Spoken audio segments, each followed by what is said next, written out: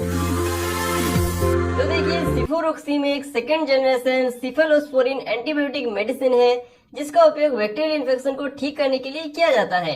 यह बैक्टीरिया के ग्रोथ को रोक देता है जिससे कि बैक्टीरिया धीरे धीरे मरने लगता है और इन्फेक्शन ठीक हो जाती है। अगर इसके पॉपुलर ब्रांड नेम्स की बात की जाए तो यह आपको सिफाकाइन, सेप्टाम, सिफोक्सीम, जोसेफ और भी कई सारे अन्य ब्रांड नेम के साथ आसानी से मिल जाती है। और यह आपको 500 मिलीग्राम और 250 मिलीग्राम के अलग अलग स्ट्रेंथ के साथ मेडिकल स्टोर पे मिल जाती है। अब इसके यूज के बारे में पूरी विस्तार से जान लेते हैं, यानी किन किन बीमारियों में सिफोरोक्सिम टेबलेट का उपयोग किया जाता है। तो यदि किसी व्यक्ति को लंग्स इन्फेक्शन हो गई है या श्वास नली से जुड़ी कोई इन्फेक्शन हो गई है, जैसे कि ब्रोंकाइटिस हो गया है या निमोनिया हो गया है, तो उसको ठीक करने के लिए भी डॉक्टर के द्वारा सिफोरोक्सिम टेबलेट दी जाती है।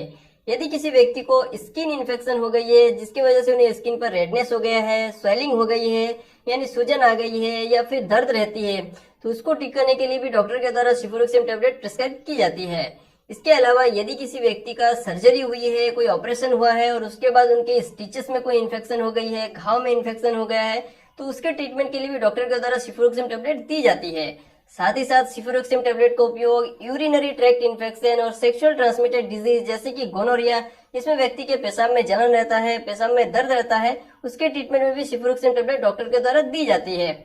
इसके अलावा यदि व्यक्ति को मिडिल ईयर इन्फेक्शन यानी कान में कोई इन्फेक्शन हो गया है जिसमें व्यक्ति को कान में दर्द रहता है, सूजन रहती है और कुछ लिक्विड निकलती है या और कभी कभी व्यक्ति को बुखार भी आ सकती है, तो उसको ठीक करने के लिए भी डॉक्टर के द्वारा सिफोरोक्सिम टेबलेट दी जाती है। इसके अलावा यदि किसी व्यक्ति को टॉन्सिलाइटिस हो गई है या किसी प्रकार की थ्रोट इन्फेक्शन हो गई है, तो उसके ट्रीटमेंट भी सिफोरोक्सिम टेबलेट दी जाती है। तो यह हमने सिफोरोक्सिम टेबलेट के यूज के बारे में पूरे विस्तार से आपको बता दिया है। अब इसके डोज के बारे में जान लेते हैं। तो इसकी जो डोज रहती है वो डिजीज के सिवियरिटी पर और इन्फेक्शन को देखते हुए डॉक्टर के द्वारा डिसाइड की जाती है। लेकिन सामान्यतः जो इसकी डोज दी जाती है वह मैं आपको बता देता हूँ। तो उसमें आपको इसकी 1 या 2 टैबलेट दिन में लेनी होती है और इसे आपको 5 दिन से लेकर 10 दिन तक लेना होता है, जिससे कि आपको बेस्ट रिजल्ट मिल जाती है। लेकिन यदि आपका इन्फेक्शन ज्यादा है तो आपको इससे अधिक दिन भी लेना पड़ सकता है और इस टैबलेट को आपको हमेशा खाना खाने के बाद ही लेना होता है। लेकिन इस टैबलेट को लेते वक्त आपको एक बात का जरूर से ध्यान देना है कि इसकी जो कोर्स रहती है, यानी डॉक्टर के द्वारा आपको जितने दिनों तक इस मेडिसिन को लेने की सलाह दी जाती है, आपको पूरे उतने दिनों तक इस मेडिसिन को लेना होता है। आपको बीच में ही इस मेडिसिन को लेना नहीं छोड़ना चाहिए। या इसके प्रति ही नहीं, कोई भी अगर एंटीबायोटिक मेडिसिन आप लेते हैं तो उसको पूरी तरह से उसकी कोर्स को कंप्लीट कीजिए। और यदि कोई व्यक्ति है जो कि पेनिसिलिन ग्रुप के दवा से एलर्जी रखता है या फिर सेफेलोस्पोरिन मेडिसिन से एलर्जी रखता है, तो उसको यह मेडिसिन नहीं दी जाती है।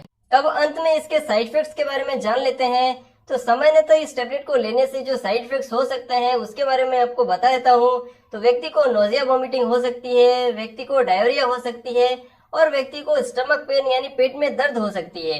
तो ये कुछ कॉमन साइड इफेक्ट्स है। यदि आपको ये या इसके अलावा कोई और साइड इफेक्ट देखने को मिलती है तो तुरंत से आप इस दवा को लेना बंद कर दे और अपने डॉक्टर से मिले ताकि आपको इस रिगार्डिंग ट्रीटमेंट दी जा सके। तो यह थी सिफोरोक्सिम टेबलेट के बारे में संपूर्ण जानकारी। आशा करता हूँ आपको पूरी तरह से समझा पाया हूँ। वीडियो कैसे लगे वीडियो को लाइक करके जरूर बताइए और इसी तरह के मेडिसिन से जुड़ी जानकारी पाने के लिए हमारे चैनल मेडिसिन को जरूर सब्सक्राइब करें। चलिए मिलते हैं।